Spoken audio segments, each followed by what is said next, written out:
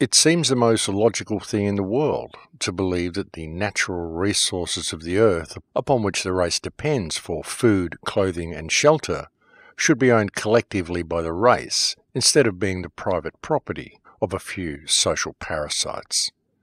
And this week's opening quote comes from Ralph Chaplin. Welcome to Surviving the Matrix, ladies and gentlemen. My name is Maxwell Egan. It's a pleasure to be with you once again, and I'll be your host for the next hour. Well, folks, something that I'd like to put out there right now, a truth that I would really like people to consider and to factor in with whatever it is that they're researching, is that everything we think we know, everything that's been taught to us by this system, the science we've been presented with, the education we've been given, the history we've been given, and quite literally everything we've been told by this system is a lie. All of it. And the depths of this lie is quite literally so profound and so all-pervasive that it's almost impossible for most people to even see, because it is quite literally so big that it covers virtually every single aspect of our lives. Virtually everything we've been told about everything is backwards. And I'm going to cover some topics on the show today that will probably seem very esoteric and right out of left field for people, but it's just stuff that needs to be addressed. It's just stuff that I want to talk about. It's important at the beginning of the discussion to lay the groundwork that is needed to even begin thinking about these things, and that groundwork is the clear understanding that everything we've been told is a lie. All of it. Our history, who we are, where we come from, our religions, our food, our medicine, what this world is, quite literally everything is a lie. And that's why it's so difficult to ever really discover the truth and to wake up the people around us, because all of the information that we're even researching, most of it, has been falsified. That is why people are constantly locked into different belief systems, why they continue to argue with each other, and why they continue to perpetuate their divide and conquer programming. Because in everything that they're looking at and all the information that they've got, they never even factor in the reality that in any investigation into the past, which is invariably where we look to find out what happened and what brought us to this point, most of the information that we glean from old books about historical figures has been doctored, rearranged and rewritten, and in some cases it's actually even doubtful that many of these people even actually existed. In many cases, works were attributed to people who didn't do those works.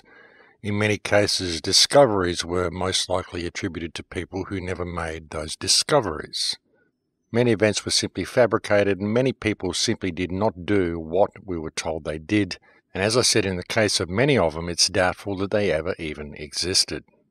Or if they did exist, it very often was not when we were told they existed, and very often the information they presented was doctored to fit the current version of reality. Though very often, no doubt, there were little gems left in there just to keep the people guessing and just to keep the people fighting and arguing and squabbling and looking for the deeper meaning without ever really stepping back and looking at reality as a whole.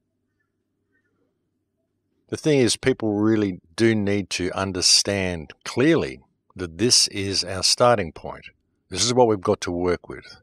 The fact that everything we've been told is a lie, and we cannot rely on any of the information that we get from any books anywhere. Certainly not any books that have been put on the scene since the invention of the printing press anyway. Perhaps we can find some truth in old books such as the Vedas, perhaps the Nagamani library, if there was a real interpretation of that actually existed, which there doesn't appear to be at the moment. Perhaps there are ancient scrolls that exist that do contain the truth, and perhaps the real truth is still hidden somewhere. But most certainly, apart from books such as the Vedas, we most certainly do not have access to anything even closely resembling the truth in what we are delivered from modern mainstream academic, scientific or educational sources. And that is simply the stark reality of the matter. You know, the true reality is, and has always been, that all we can really rely on 100% is that which we go out and experience in the world for ourselves. And that's a very difficult thing for people to come to terms with. However, if one goes out and travels the world and really looks at things open-mindedly, the evidence that everything we've been told is a lie is everywhere, and it speaks for itself. And if you really look at it, one of our biggest problems, one of the things that holds us back more than anything else, comes with our blind acceptance of things. Our blind acceptance of what we're given as facts by the academic system, things that we're told, and we just take as a matter of course and just take them on as part of our everyday life without ever really investigating them. And we do this on so many levels, it's actually quite profound when you step back and look at it. Everyday things we just take as a given and don't ask questions about. And then many people tend to do this when they're researching as well. They just blindly accept what they find online. They find something that reinforces their belief system and they blindly accept it and they move on from that point. Because that's what belief systems do. As soon as you adopt a belief system, you look for stuff that reinforces that belief system and you disregard everything else. You just close yourself off to all possibilities. That's what is so dangerous about adopting belief systems halfway through this journey of life. Because it's a wondrous world, folks, and it's an amazing world, and it is nothing like what we're told it is, and we are nothing like what we are told we are. The question is, what are we? And what is this world? Where do we come from? How do we get here? And where are we going? And the answer to all of these questions is what we're all searching for at the moment, because we've been led so far from our true path. And the biggest danger in trying to find a way out of this mess is in adopting belief systems along the way and closing yourself off to the myriad of possibilities that are still out there. Now, for the last month or so, perhaps a little bit longer, I've been putting a pretty heavy focus on history. The fact that our history has changed, everything's been manipulated, and nothing is what it seems. A lot of people may think I've lost a little bit of focus off the 5G grid and the smart grid and everything that's coming out, but really it's all interrelated. Now, as I pointed out, history is what got me started on this quest to begin with. And recently there's been so much new information come out regarding history that it's kind of just pulled me back into that rabbit hole because, as I said, it's all interrelated. If we can understand how we got here, then we can see where we're going and why they're rolling this whole smart grid out so quickly. And really, when you look at it, folks, the whole progress of civilization hasn't been this gradual thing that we think it has. It's been technology that's been gradually released to us all the way along. This technology already exists. A lot of the technology we've been using for the last 50 to 100 years, I would suggest, already existed. They had it before the Industrial Revolution even. The Industrial Revolution was a cover-up. The Industrial Revolution was put there to convey to us the concept of where we built this great civilization that we've got now, which isn't a great civilization at all. It's a prefab thrown together monstrosity that has been thrown together and slapped in place on the bones of the civilization that exists underneath it. And the reason it's been thrown together and is so slapped together is because it's been done so haphazardly and so hurriedly, because they needed to cover up the fact that this civilization is there. And this is all portrayed by the historical event that is portrayed as the Industrial Revolution. Even the term Industrial Revolution, it sounds so impressive, and it creates this thing in your mind, you know, this time when we all figured out how things work, when we got machinery and everyone started inventing things, and it led to this situation where building up from the mud of all of this stuff that everyone's slapping together and throwing together this huge city. Wow, look at what we've got. It creates the whole concept of how this happened, and it allowed them to slap all this together so haphazardly and so hurriedly.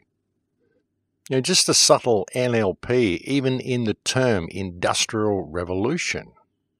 And what this concept did was it created the timeline needed to make us think that this Industrial Revolution brought us to this point. But all the technology existed before then. The whole thing has been a scam. It's all been to lead us away from what we really are. Because a lot of the stuff that we are told existed in ancient history wasn't so ancient at all. It was actually quite recent. Now, as I said a few shows ago, one of the things that first struck me when I first went to Peru and saw the walls of Sacsayhuaman was how fresh they looked. And I took a friend there recently, actually, and she also noticed just how fresh all the stonework looked on these walls. You could see that they must have been made from some form of softened stone, and you could see just how new all this stonework was. And this type of stonework, polygonal stonework, exists on every single continent that there is on Earth. I mean, it's everywhere. It's even here in Australia, down in Gosford, there's polygonal stonework there in walls where there's ancient Egyptian glyphs. People try to say these are hoaxes and all sorts of things, but they're not. They're real glyphs. They're from an ancient Egyptian text. Actually, if you were going to fake these glyphs, you would probably use known Egyptian characters. And the characters that they've used aren't characters that you'll find in normal books on Egyptology. These are older than those characters. So whoever supposedly forged these glyphs had a very, very good understanding of ancient Egyptian. So that would indicate that they're not forged at all. They're actually real glyphs. And there was a culture that existed, and it was a worldwide culture. This is why people have had so much trouble locating Atlantis, and why so many different people have claimed that they found Atlantis in so many different locations. Because, yeah, sure, there may have been an island that sank. There may have been a landmass loss. And there's every indication that there was, folks. There's records of this in almost all cultures on Earth. They talk about white-skinned, light-skinned, very tall people who came from a continent that sank. Very notably in South American legends, the nation is referred to as Aztlan. There was even a stele that existed, a Mayan stele, which depicted this sinking of this continent and people arriving in boats to South America. This stele used to be held in the German museum, but naturally it was bombed to oblivion in World War II, so we can't get at it anymore. But there is every indication from all legends, from all cultures, that this civilization did exist. What is important to understand is that what we refer to as the Atlantean culture was a real culture, and it existed as a worldwide culture that influenced every single nation on this earth, every single people on this earth, and it was a worldwide culture. Polygonal architecture is very, very peculiar. We can't do it today. This particular way of locking stones together, creating walls of interlocking monolithic stones that we can't even move, let alone shape in a manner that they will all fit together in such a way. Makes them earthquake-proof. It's an incredible style of building. And the fact that it exists on all continents, this is not a coincidence, folks. This is not something that people would just come up with. And there are pyramids found on all continents as well. There's pyramids here in Australia in a place called Gympie. There's pyramids that are all over China. There's more pyramids in China than just about the whole rest of the world combined. There's pyramids all through the Americas. There's the remains of pyramid structures through Europe. There's traces of this culture that can be found everywhere. And as I said, it was a worldwide culture that existed not too long ago, probably up to as recently as 200 or 300 years ago. Well, at least the last remnants of it were probably chased out of existence 200 or 300 years ago. There appears to have been a huge attempt to basically scour the world and wipe out all trace of this ancient culture and wipe out all trace of anybody who still held the ancient knowledge of how to do the things we used to do. Those who knew how to build these megalithic structures, those who knew how to build all of this stuff that we've got lying around the world, those who knew that type of technology were all chased out of existence, and we were moved away from what we were, which was a peaceful world. We lived in a world where all religions lived in peace with each other. We lived in a world where all nations lived in peace with each other. And then a few hundred years ago, this psychopathic, parasitic government system that we've got now superimposed itself over our reality and went out of its way to decimate everybody's memory of who and what they were, everybody's culture, everybody's history. They changed the whole thing. And since that time, they've fed us a complete crock of rubbish. They've told us lies about absolutely every single thing that they can. They've lied to us about reality. They've lied to us about every single aspect of reality. They've lied to us in our science about what reality is even made of what we're made of what we are. Every single thing you can think of, they've lied to us about. And most especially, they've gone out of their way to decimate people's culture and decimate people's memory. Because if you can disconnect the people from their history and from their culture, then you disconnect them from what they are. And this has been an ongoing process. They're still doing it now in Africa, folks. This is what all these wars and battles are about in Africa, because there's still areas of Africa where people are still connected to the earth. People still hold ancient traditions. They still hold ancient knowledge. And they want to get rid of everybody's ancient traditions. They don't want anybody to have their real history. They want to superimpose their own history over the people, because that disconnects them from who and what they are. That's what it's all about, folks. That's what the entire process is about. That's what all of this decimation of history, all this decimation of historical artifacts, all through the Middle East, all through Europe and all through Africa is all about. Because all of it just further disconnects us from who we are. And they've lied to us on quite literally every single level that you can think of, folks. And again, it's stuff that we just take for granted and never question. The population figures, folks. Overpopulation. How is there 7 billion people in the world? How can that possibly be? Well, they just tell us there's 7 billion people in the world and we believe it. But at the turn of the last century, there was 1 billion people in the world, so we were told. So how did that suddenly climb 6 billion people in 100 years? You know, I released a short film back in 2008 called Fight the New World Order with Global Noncompliance, and I was assuming then that the world population figures were 6 billion because that's what we were told, and I'd never really thought about it. But even with that figure, I pointed out in that film that if you gave every man, woman and child on Earth a quarter-acre block of land, you could fit them in an area the size of Australia and still have half of Queensland and the entire rest of the world left over. And if you gave everybody their own normal house block, you could fit the entire world population in an area the size of Texas. So there is no way the world is overpopulated. And that was when I was assuming the figures were 6 billion. But if the figures were 1 billion at the turn of the last century, then how could they be 6 billion then in 2008, and how could they be 7 billion now in 2018? Are we somehow growing in world population by 1 billion people a decade? And think about it, folks. 1 billion people. You know, 1 billion's a big number. Most people just don't think about it. They don't ever really realize how big 1 billion is. To them, it's just big. People don't understand the concept of 1 billion. You know, 1 billion seconds ago, it was around about 1969. 1 billion minutes ago, it's around about what we're presented with as being the time of Christ. You could get 1 billion $1 notes and put them end to end, and you could get to the moon and go twice the way around the moon and back again. That's even assuming the moon is as far away as what they tell us. So 1 billion is a big number. How have we grown by 1 billion people in 10 years, and how do we grow by 6 billion people in the last 120? You know, when you look at it, folks, you've got to have 2 babies per household to keep the population stable. That isn't even with population growth. And since the turn of the last century, we've had World War I, World War II, all those people die. We've had people dying of diseases. We've had all sorts of wars and all sorts of depopulations happening all over, not to mention the 262 million people killed by their own governments in the last 100 years. Let's not forget to take that figure into account. And look at modern times. With the introduction of plastics, we've seen a huge drop in the male sperm count. Since the introduction of vaccines and modern so-called medicine, we've seen autism go off the charts. It used to be 1 in 100 people. Now it's around about 1 in 10, and they're predicting that it'll soon be 1 in 4. And of course, that just all seems perfectly normal to people. These people certainly aren't having any babies, and we've got men going their own way. All of this division of the sexes now, people simply aren't having as many babies as they were. You're lucky to find people that have more than 1 child these days. I mean, sure, you'll still find some big families. You have people who have 2 or 3 or 4, even 5 kids, but you won't find every family doing it, so it doesn't really even out. And a lot of families just aren't having babies because they're too worried about their careers.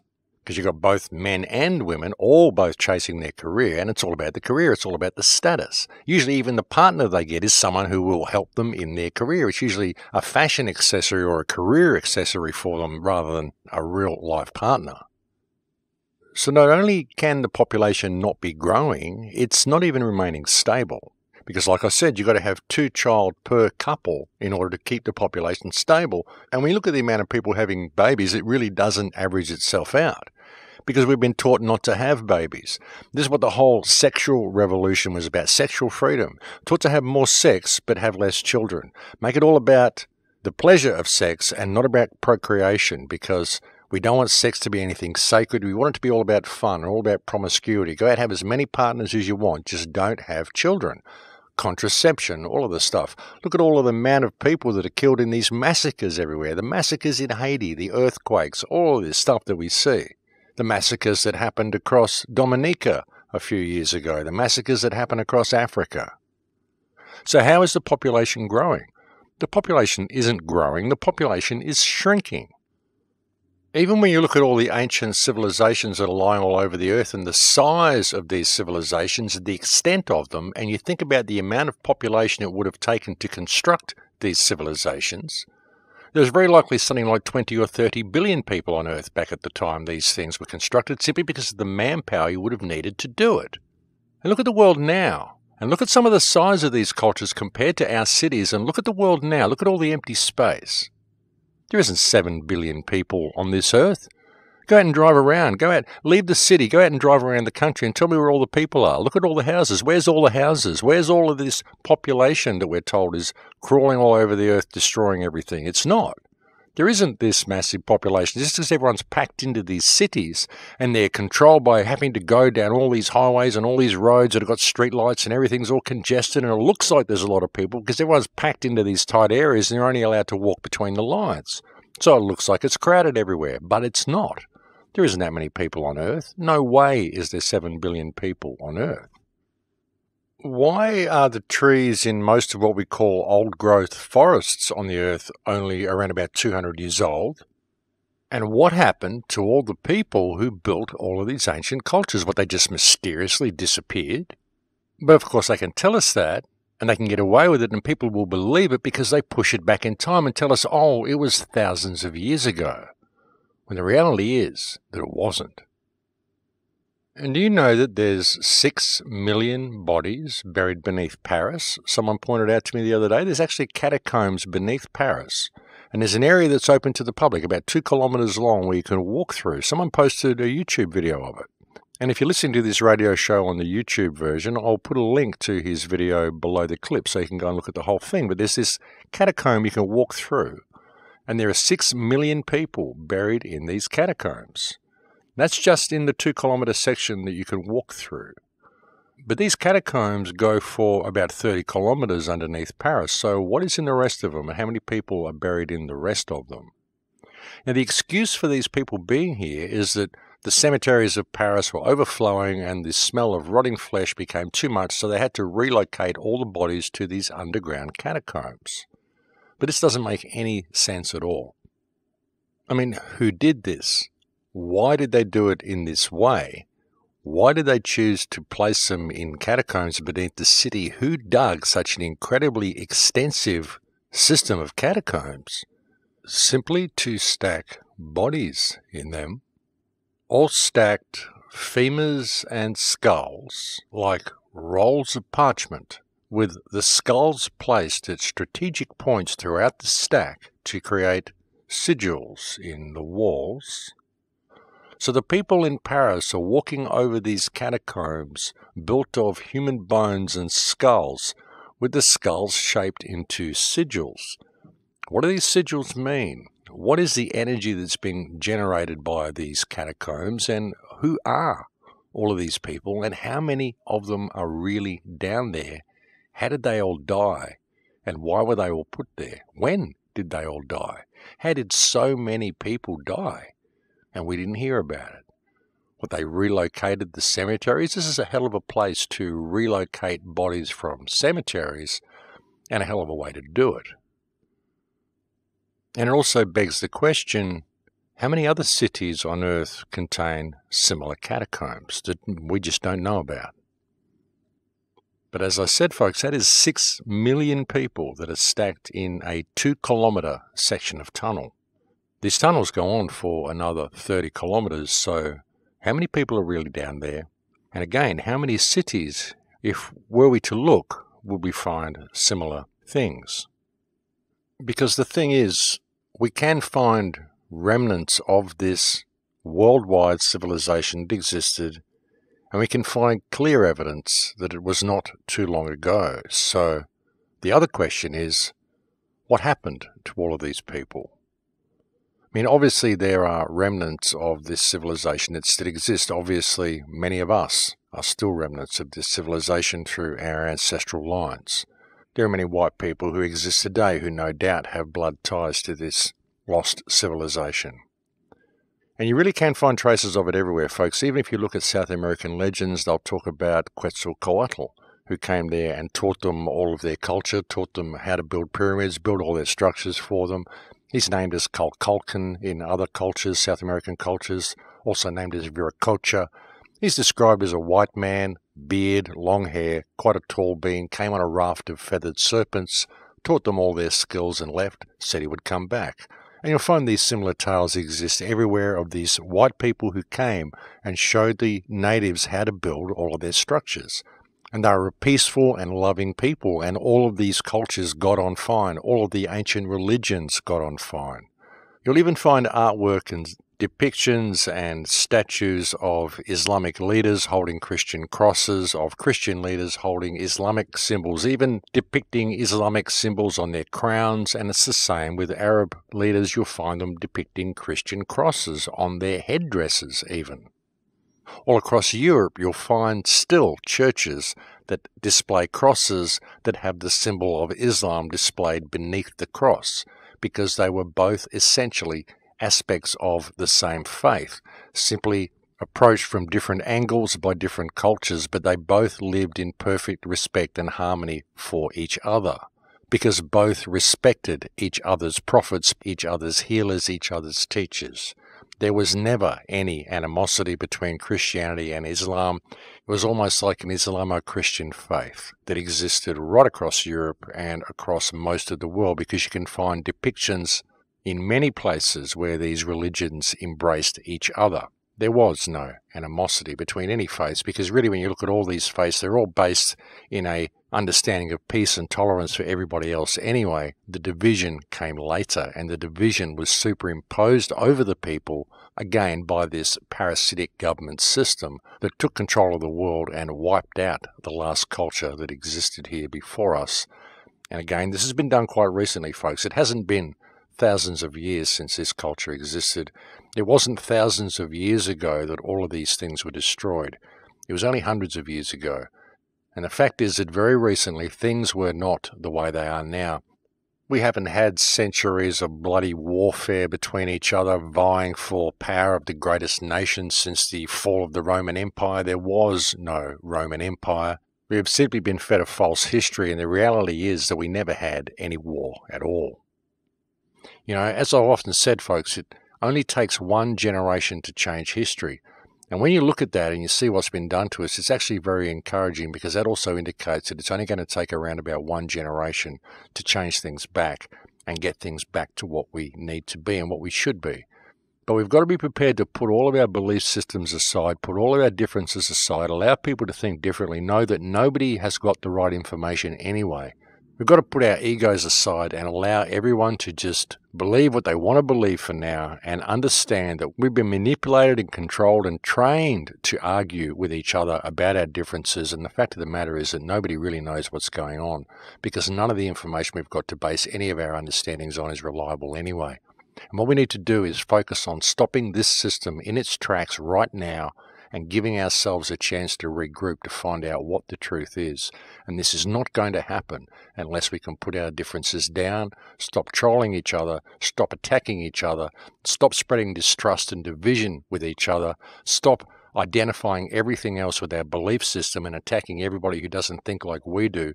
Put it all down, stop fighting, and pull ourselves away from this psychopathic, parasitic system which is currently controlling the direction that we're going. Now, this whole system exists because we hold it up, folks, and that is the solution. Pull your energy away from this system and do it in every way you can, in every way, shape, and form that you can find. And everyone should make it a point in their lives to do this. You've got to disconnect from the system, because we are the ones who hold it up, and that is the only solution to escaping from it.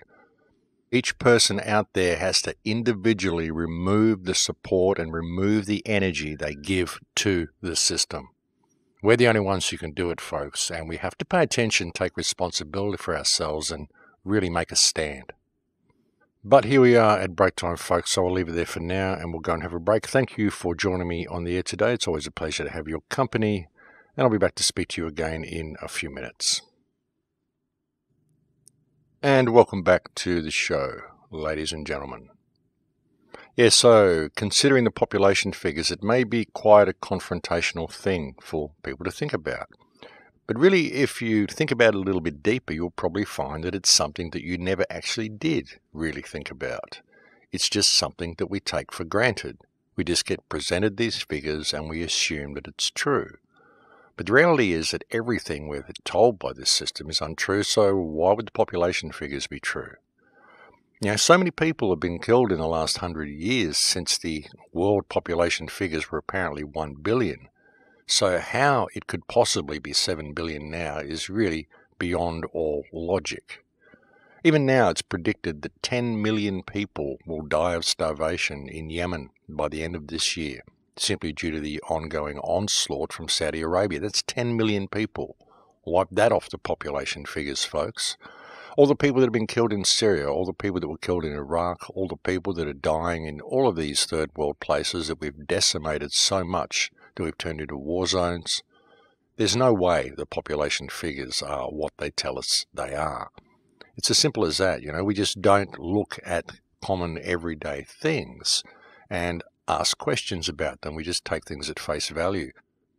And actually, by way of example, someone posted a most amazing comment on one of my YouTube videos, either last week or the week before. Again, something that people just don't think about, and certainly something that I'd never thought about. He posted a comment and it said, "Water is not H2O."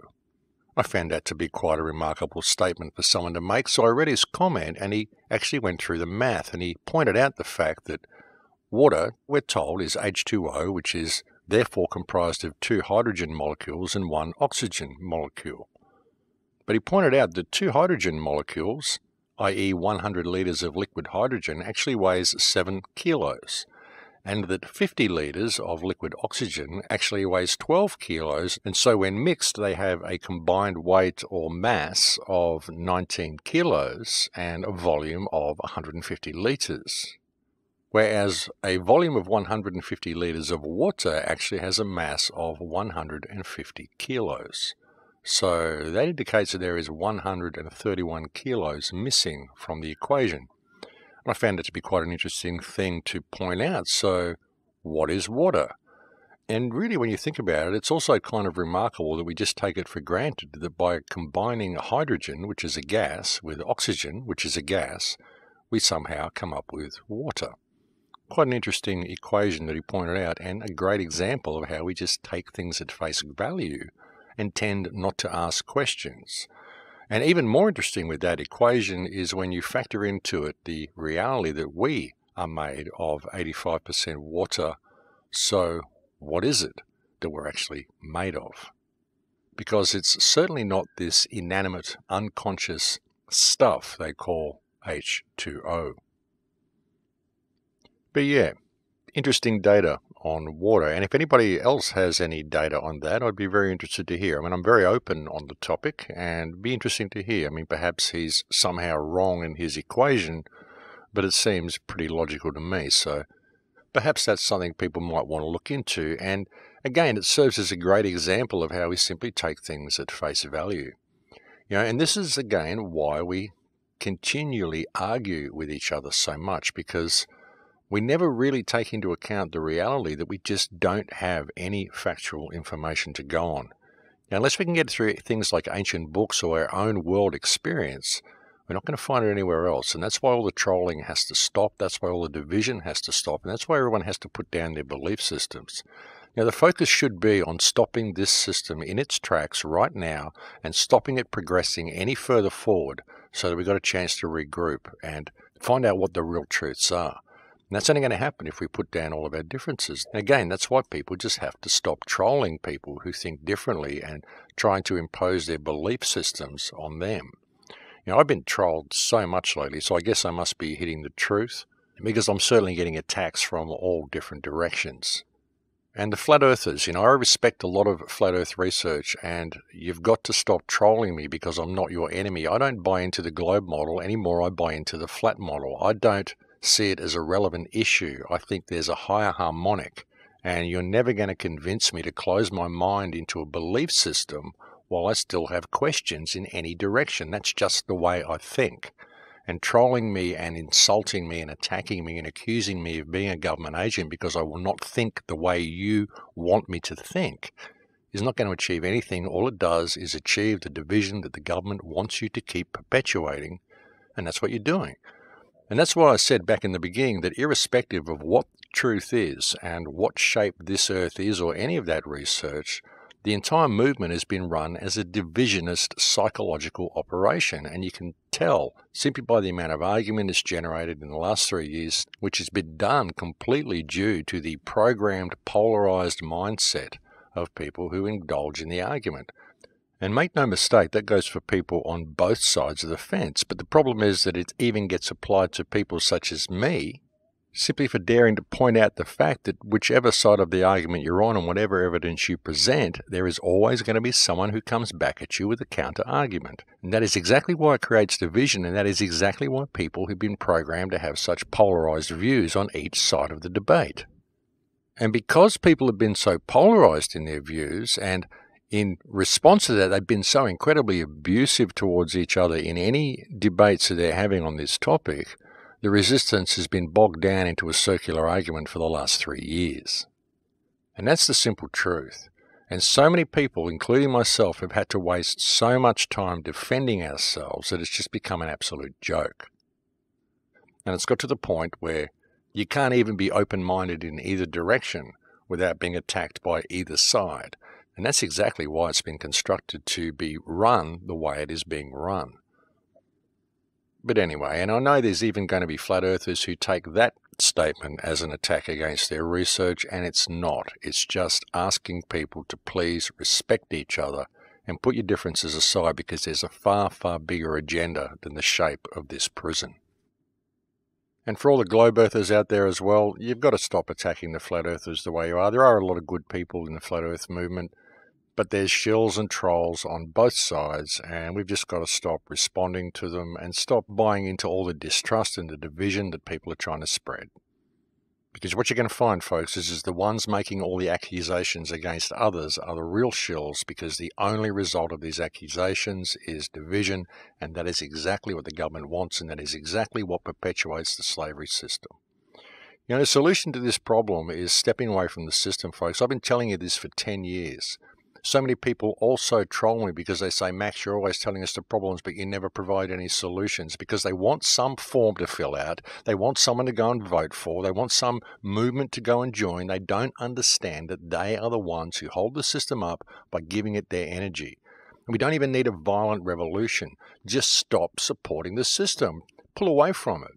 And there's a whole group in Russia, there's a whole movement in Russia. There's people who have decided that the system is corrupt and that the only way to get back to what we should be is to completely disconnect from it, and that's what they're doing. It started off as New Age people going off and creating hippie communes. Then it became more educated people, more business-minded people just disconnecting from the system and creating what we would call eco-villages. And now academics, all sorts of business executives and all sorts of people are leaving the system and simply walking out into the country and creating these communities. They're calling them clans, eco-clans, or just clan domains in Russia, very similar to the kin domains mentioned in the Vedic culture, and exactly what we should be doing. Now, the kin domains and the Vedic way of life is exactly the way human beings should be living. It is a sound and productive and respectful way of life where everybody is in their natural state of abundance, and it's what we should be doing. And it's happening. There are literally hundreds, possibly even thousands of these communities springing up across Russia that we're not hearing about. The mainstream media isn't talking about it, but people are doing it. They're pulling away from the system because we are the ones who give it its energy, ladies and gentlemen. That is the only solution. The solution is for you to remember who and what you are, and to pull your support away from the system, and to give your support to the people around you. The people around you are your biggest asset. And I've been bringing you this information and sharing this perspective for 10 years on this radio show, right since the very first interview that I did with John Lipscomb in 2008. The very first time I appeared on the radio, I had this message. This has been the message in every single film that I've put out. It's been the message in every single radio show that I've done. The solution is you. And all you have to do is look within and remember yourself. As soon as you see that, as soon as you see that beauty and that power in yourself, the entire control grid around you becomes fiction. And that's it. Now, we can all do this, folks. We don't even need a violent revolution. We can all pull away from it now.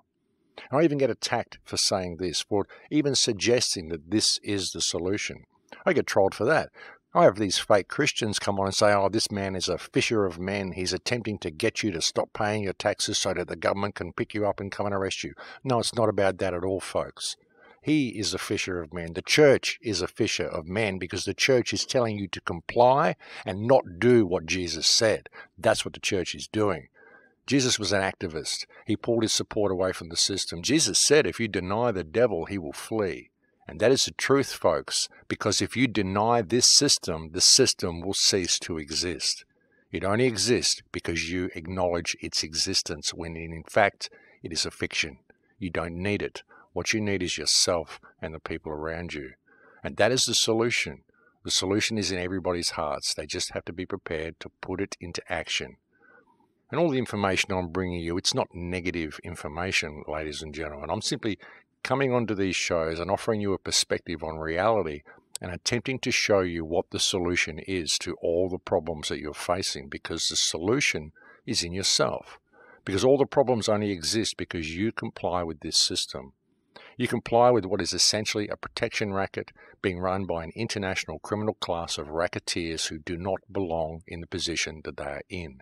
And if we deny them our energy, they cannot exist. It's really as simple as that. So it's time for the trolls to wake up to themselves. It really is. Most trolls are agents, ladies and gentlemen.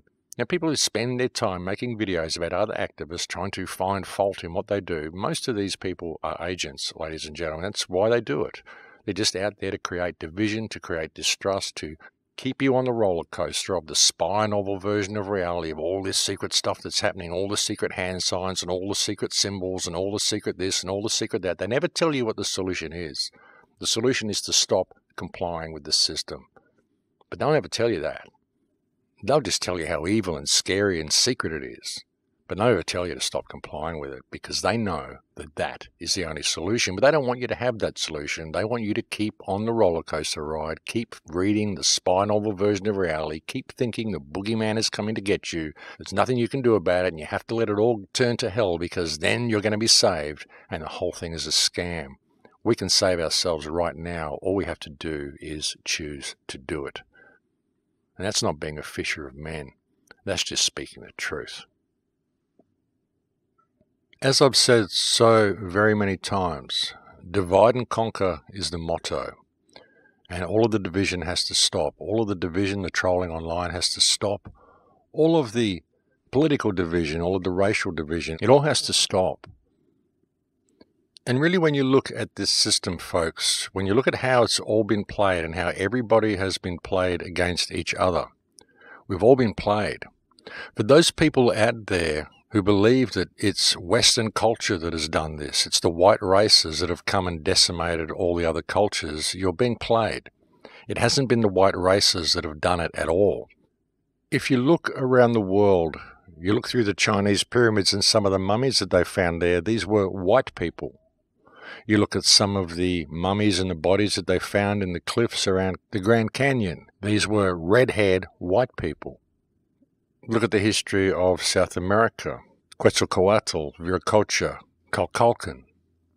Look at the stories of Manco Capac. These were white people.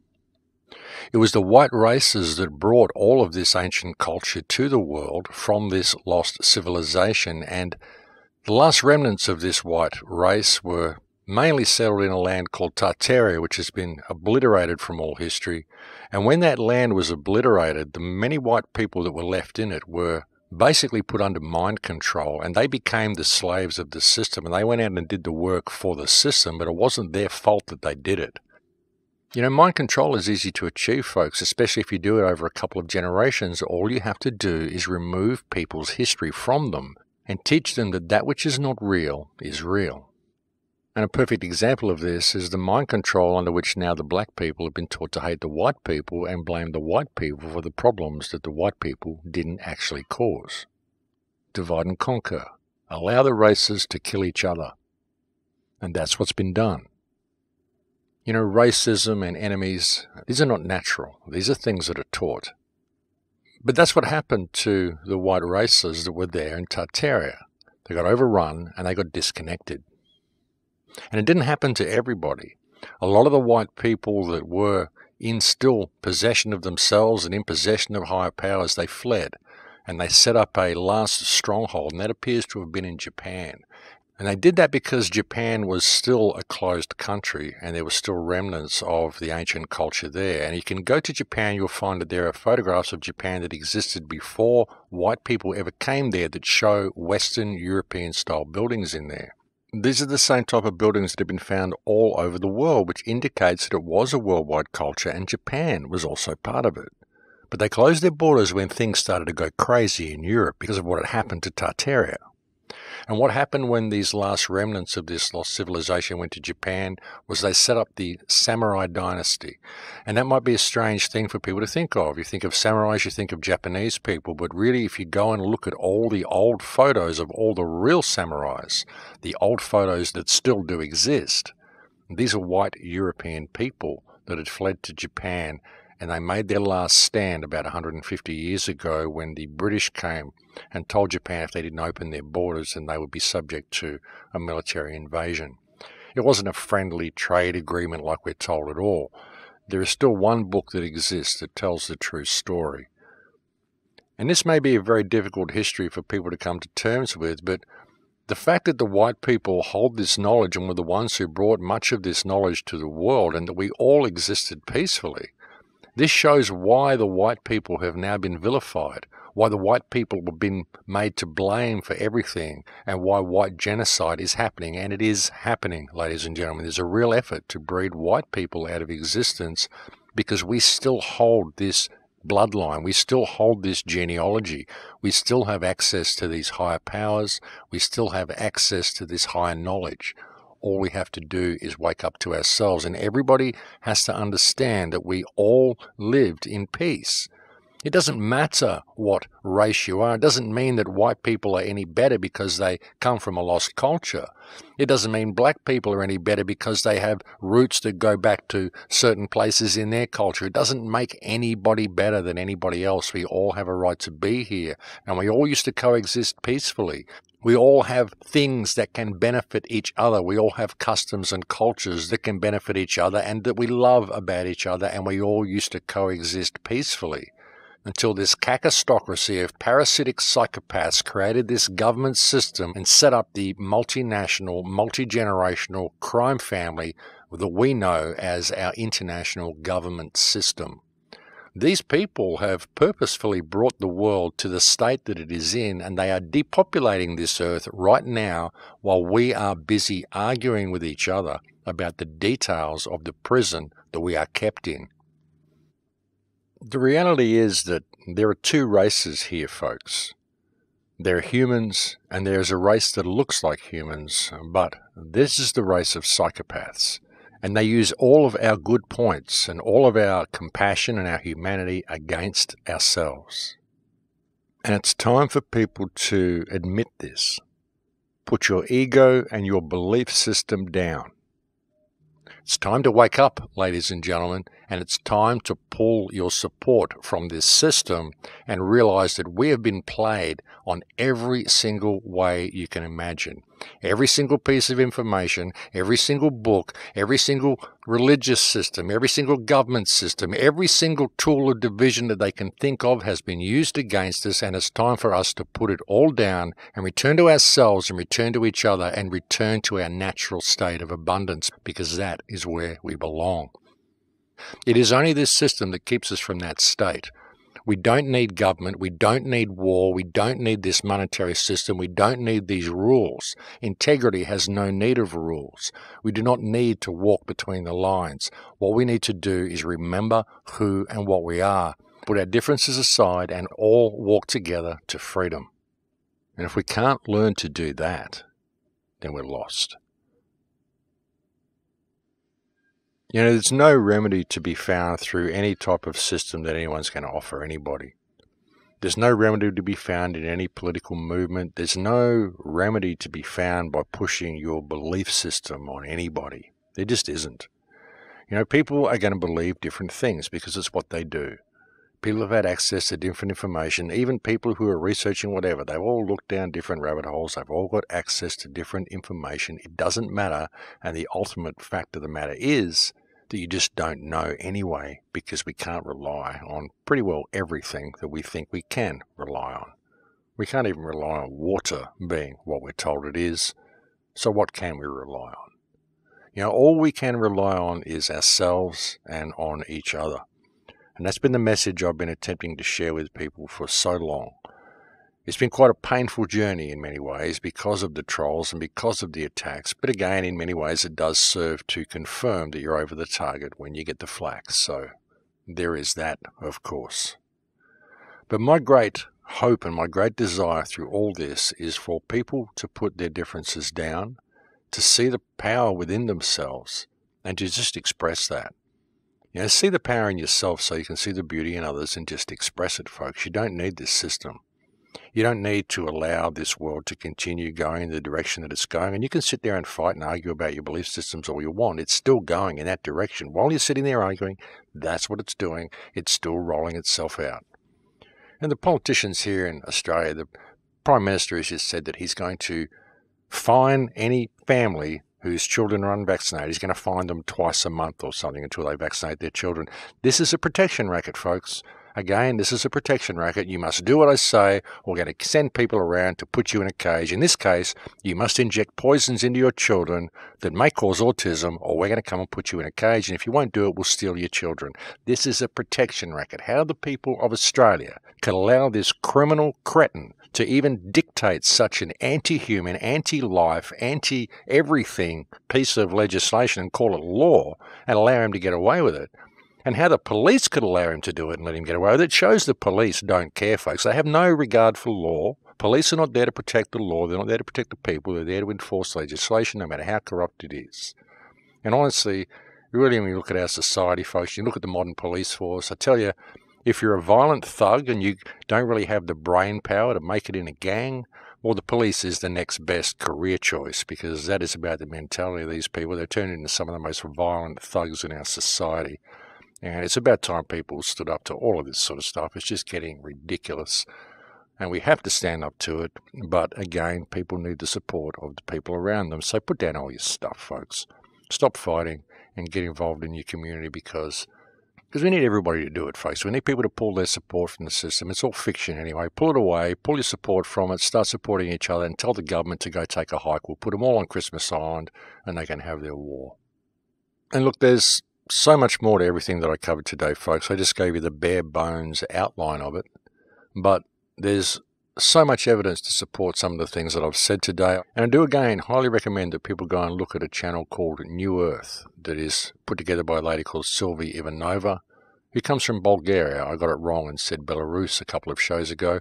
You may not agree with a lot of the stuff she says. She has a kind of a new age approach to certain things. But when you look at what she's presenting from a historical perspective, it really does make a great deal of sense. And I've spent a lot of years researching ancient history. I've collected a lot of information on the past, and I've connected a lot of these dots myself. But she's actually been able to connect dots that I hadn't connected, because she's been to places that I haven't been, and she's kind of looked at things from a different perspective as well. And I really cannot recommend her research enough. I think she has done a huge service. If you go and look at a playlist on her channel called When the Survivors of Atlantis Wake Up, I really think she has done a huge service in presenting this information to mankind at this time. And I do recommend you go and have a look at that. As I said, regardless of whether you have New Age concepts or what your belief systems are, just look at it from a historical perspective and consider some of the evidence that's being presented. And you will also incidentally find that video series embedded on my website in my recommended viewing section. Again, it is called When the Survivors of Atlantis Wake Up. But folks, I think we have reached the end of the show. I've got about a minute left, so I better cut it off there. And it's been a pleasure coming and talking to you again today. I know I've covered a lot of esoteric topics, but well, it's just stuff that I wanted to get out there and give you some food for thought and perhaps help people put down some of their divisionist programming and unite, because that's what we need to do. But thank you for joining me on the air today. Thank you to all the people who send me so many kind emails. Thank you to all my Patreon supporters. I still could not do any of this if it wasn't for you. So thank you, thank you, thank you. Again, I'm not going to be doing any more talks until Acapulco in February. If you would like to get a ticket to that, you'll find a banner on my website. And if you use the coupon Crowhouse, you'll find that you'll get a discount on your entry ticket, and that's going to be a great event, and I'll look forward to seeing everybody there who decides to come along. But that is it for me, folks. I'm now completely out of time. I'll look forward to speaking to you again next week. Please take very good care until then. In Lakesh.